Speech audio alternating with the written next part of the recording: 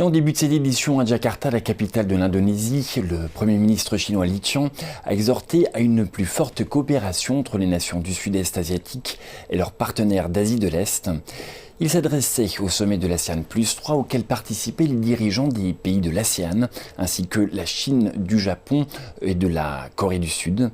Le Premier ministre Li a déclaré que toutes les parties devaient agir dans l'intérêt général de la paix et du développement en Asie et renforcer la promotion de l'intégration économique régionale.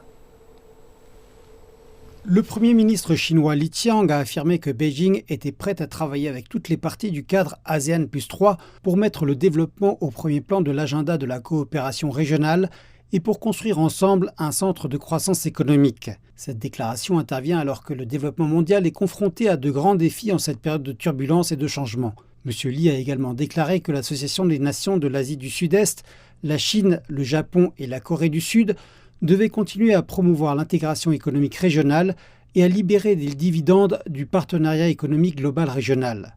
Les nations de l'ASEAN+3 sont toutes membres du partenariat économique global régional. Le pacte est entré en vigueur l'année dernière et couvre environ 30% du PIB, du commerce et de la population du monde. Le Premier ministre chinois a indiqué que les parties de l'ASEAN+3 devraient continuer à approfondir la division et la coordination industrielle régionale et à renforcer le rôle de premier plan de l'innovation scientifique et technologique.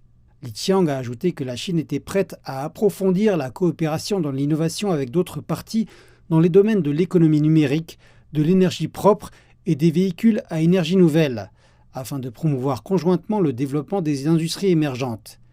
Il a également déclaré que la Chine espérait atteindre son objectif de croissance annuelle de 5% fixé pour cette année et que le développement économique du pays offrirait de plus grandes opportunités aux nations de la région et du monde.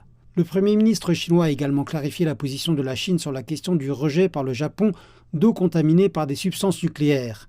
Il a déclaré que cette question concernait l'environnement écologique marin mondial et la santé de la population. Li Qiang a appelé le Japon à remplir fidèlement ses obligations internationales, à consulter entièrement ses voisins et les parties prenantes concernées et à gérer le rejet de manière responsable.